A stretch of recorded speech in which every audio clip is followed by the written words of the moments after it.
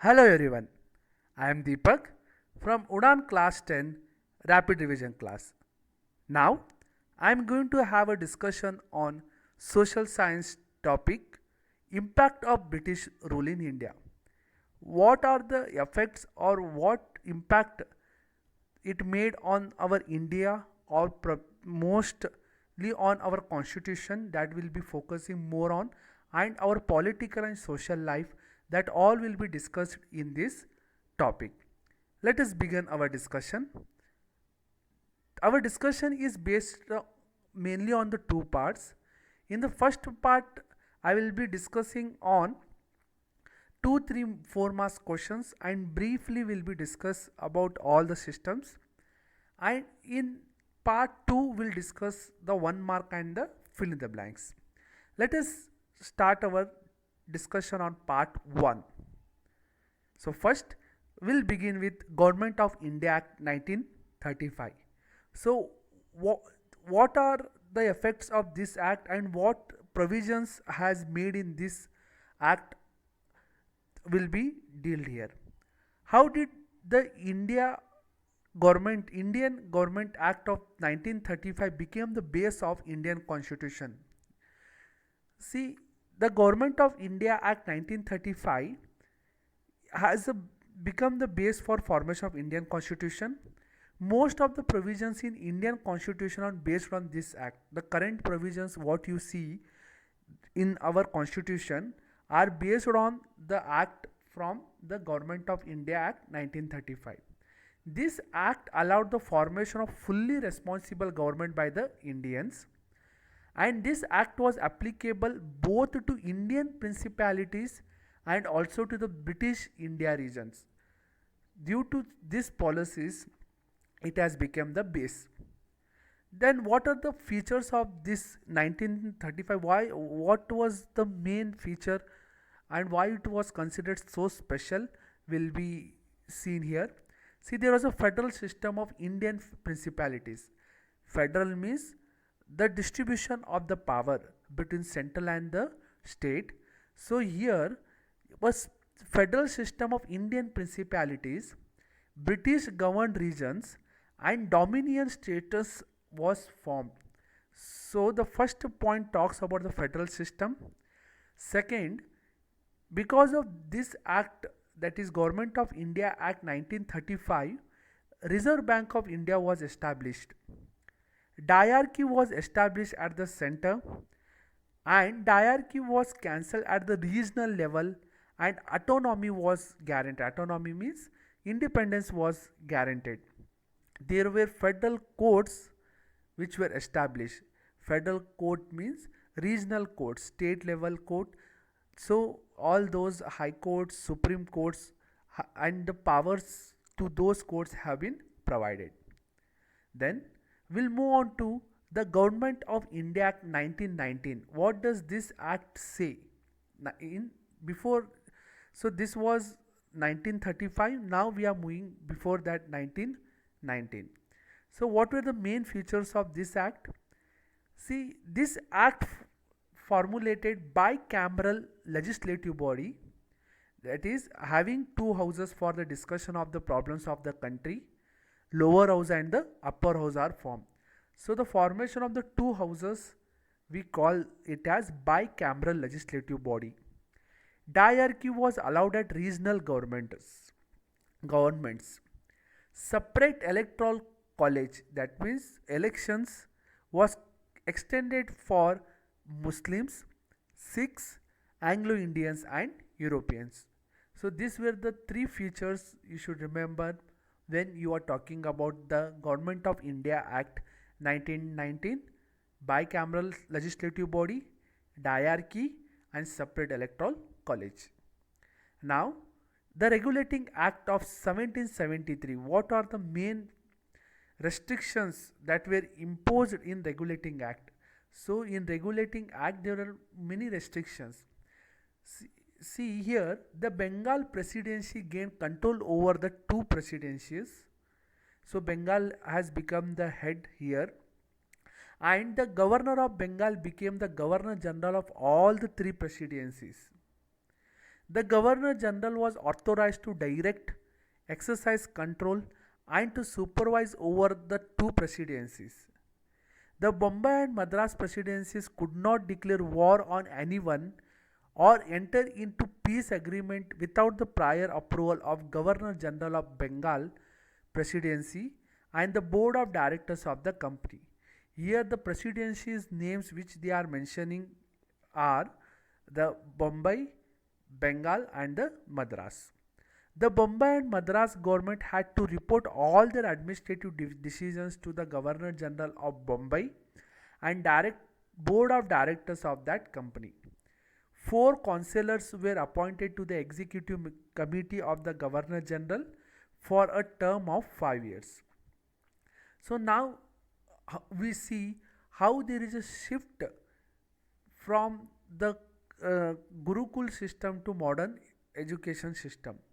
Before, the Brahmin class people used to teach, and we call it has the Gurukul system. Now you see there is a complete change in this system. In modern education system, the schools have been opened in order to inculcate some modern values into the children. Yes, so what are the effects of this modern education system in India? The most expected question: Indians could develop modernity. So what is the impact of the shifting from Gurukul system to modern education system?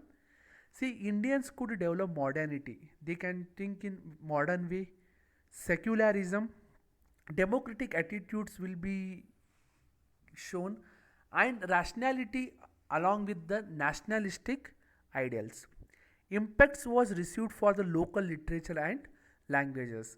They not only taught in English, even the local literature was given importance. This facilitated unity in thinking process among the educated class. Periodicals started emerging. Periodicals means the newspaper which will be released oftenly, that means weekly or monthly magazines, so periodicals. This scrutinized the policies and the working of government, which in turn enabled the Indians to have a critical opinions on various issues. So due to the modern education, the the common Indian people started thinking in a modern way, and due to which it has enabled Indians to have critical opinions. So even they started objecting the policies of the government on all the issues.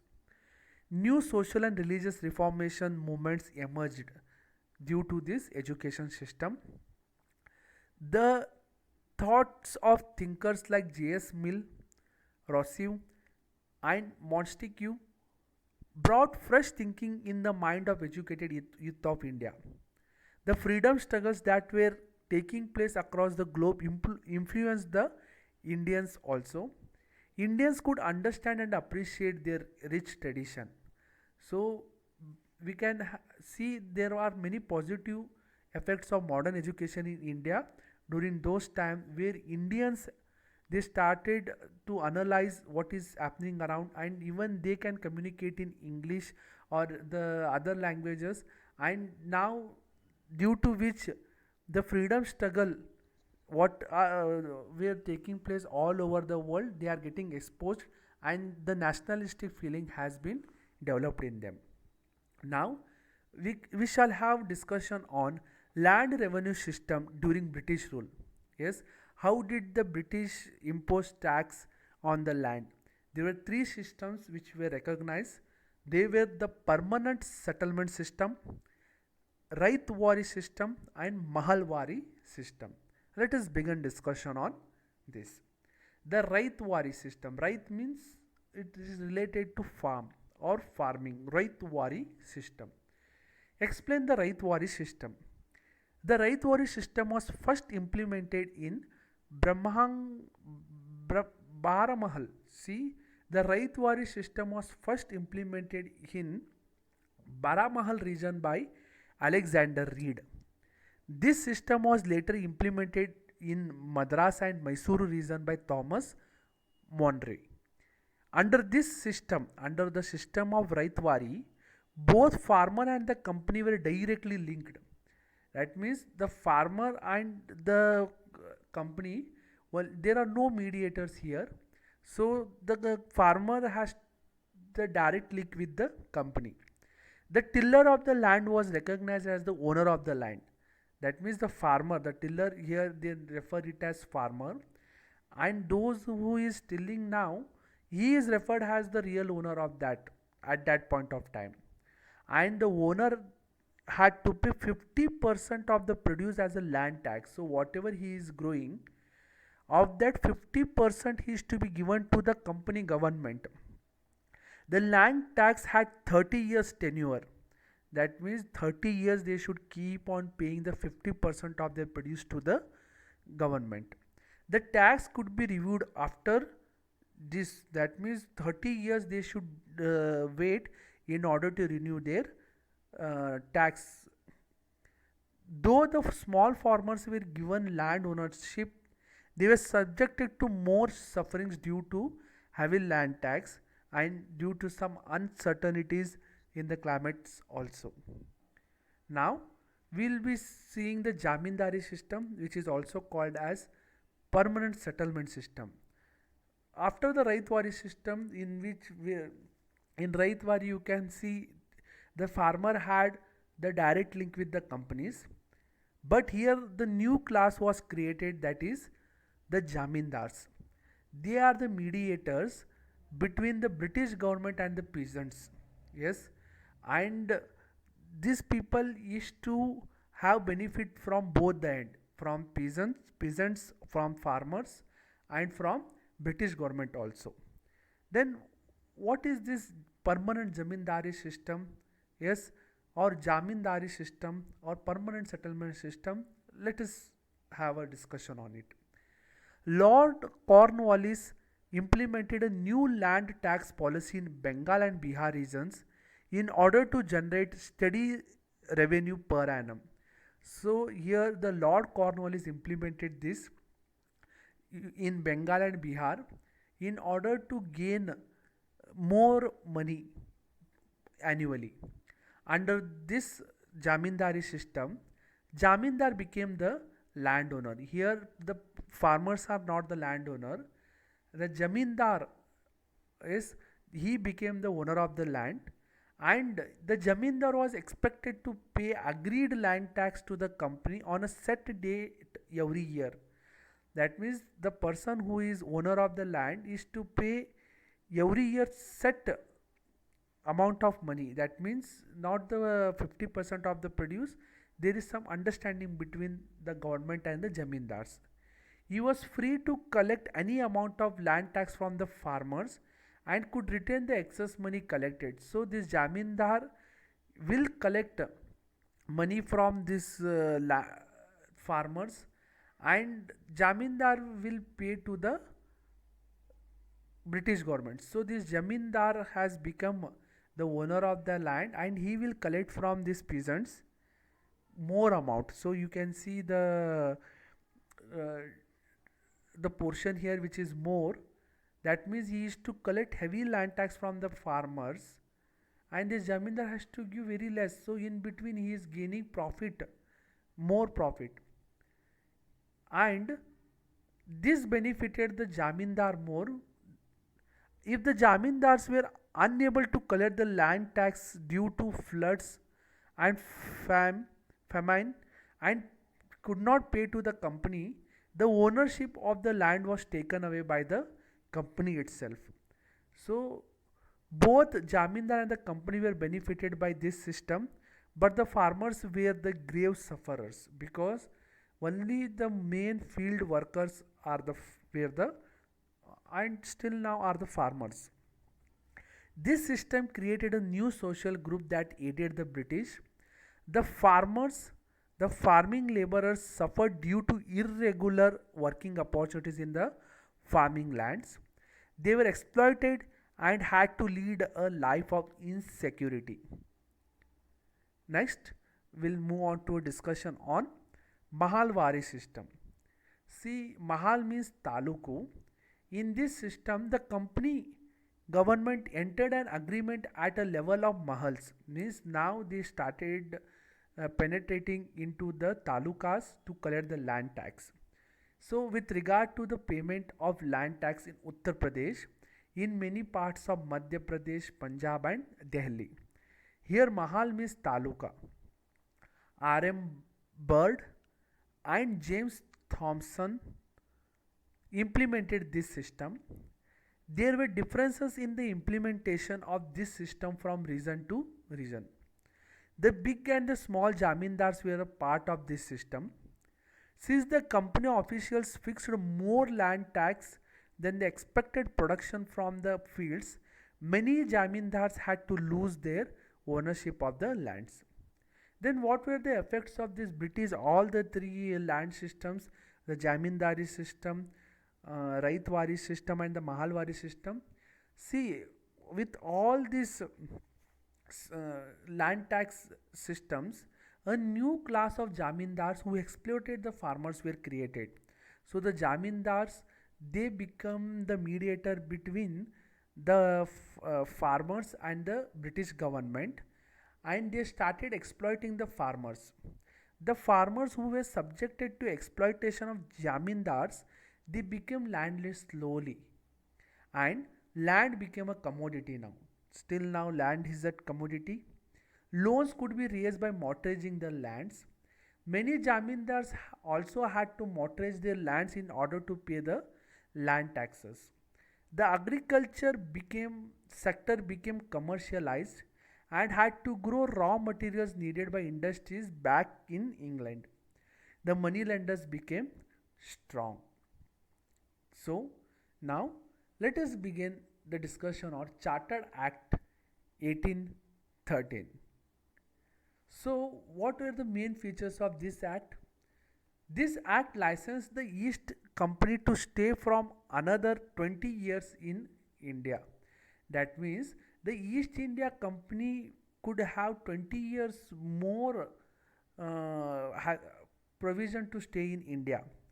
Before the implementation of this act, a demand to allow any interested person to carry out trade in India was there.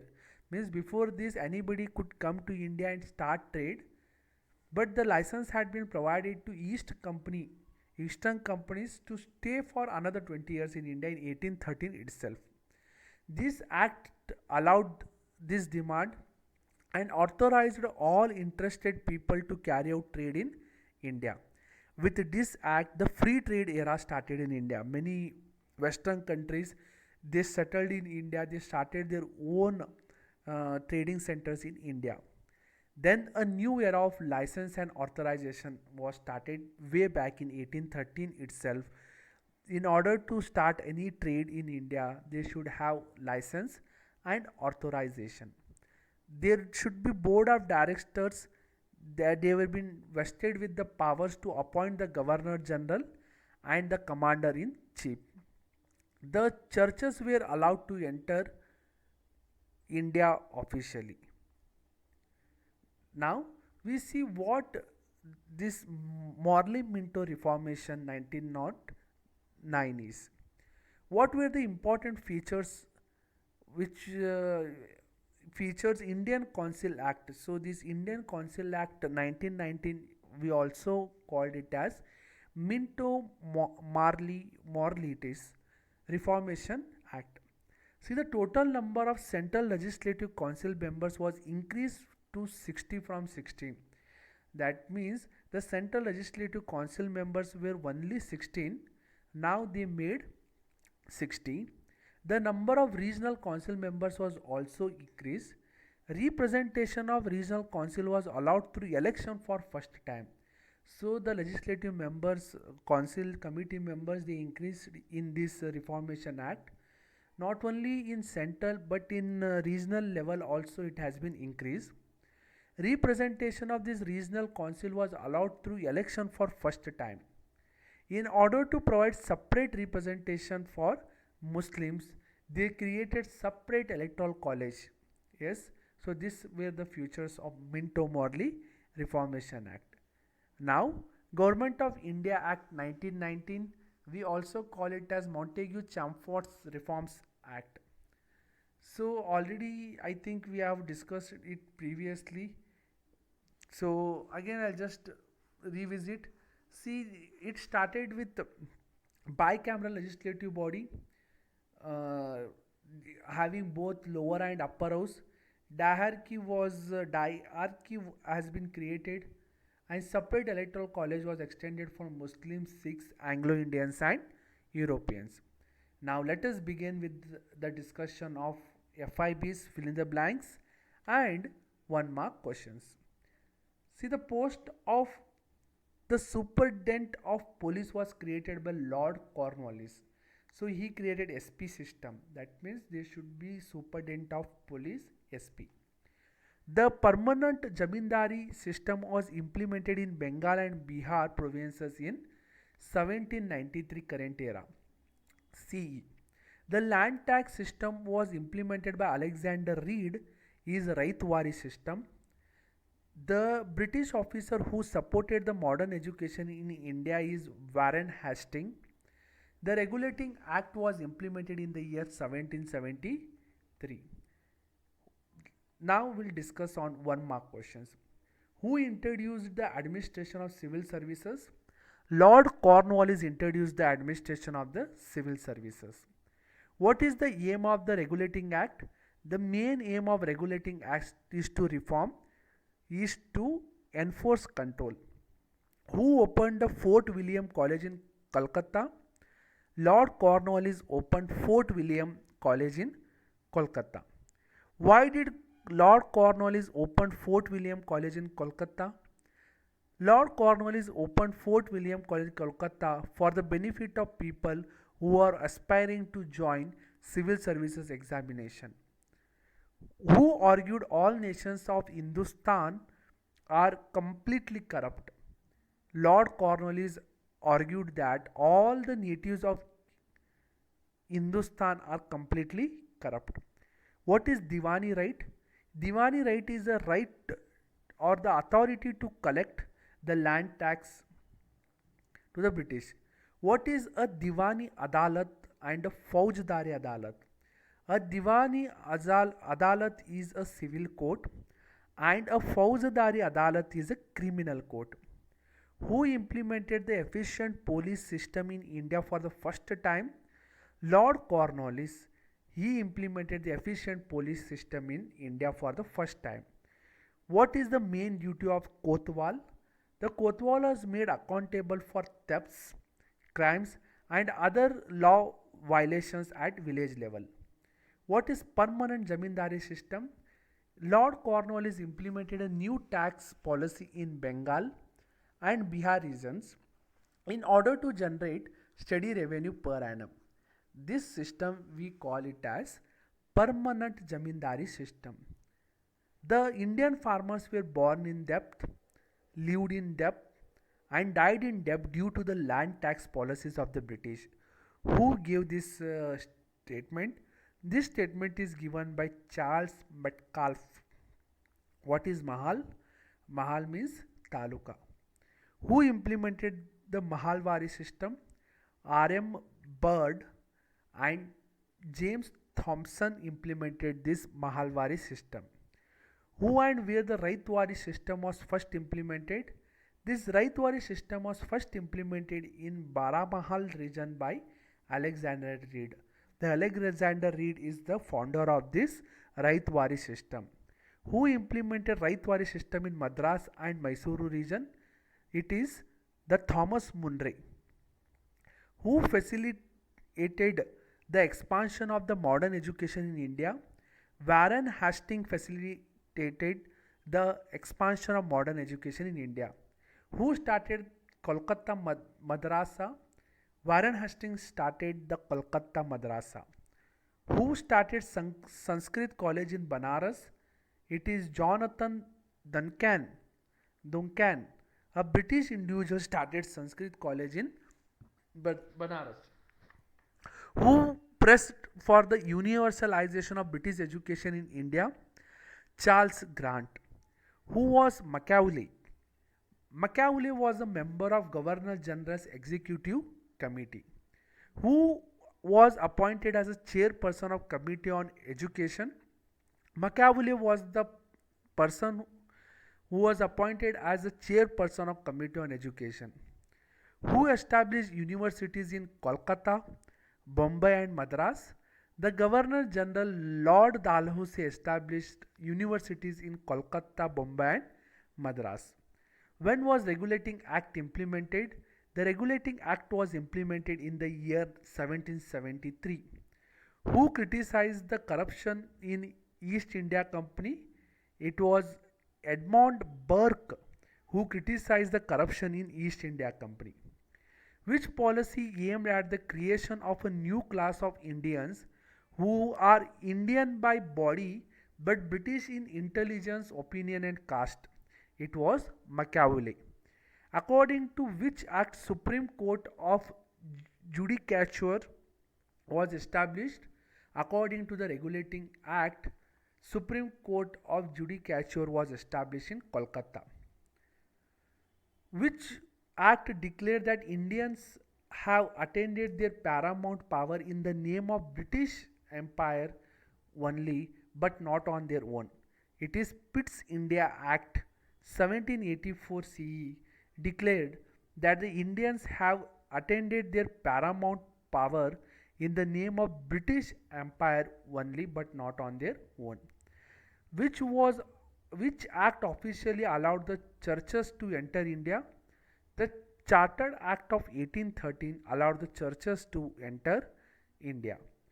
By which act the Governor General of Bengal was named as Governor General of India? According to the Chartered Act 1833, the Governor General of Bengal was named as Governor General of India. According to which act the post of Governor General was changed into Viceroy? According to the Indian Government Act 1858. So here the Governor of Bengal is Governor of India in the previous question. It is 1833. Here the Governor General now is considered as a Viceroy. Again they changed the act, that is in 1858 the Governor General was changed into Viceroy. Who became the first Viceroy of India then? It is Lord Canning. Very important. The Lord Canning became the first Viceroy of India. What is the other name of Indian Council Act 1909? The other name of Indian Council Act of 1909 is Minto-Morley Reformation Act. Which act created separate electoral college? It is the Minto-Morley Act, Indian Council Act of 1909 or Minto-Morley Act. Which act was used to divide and rule India?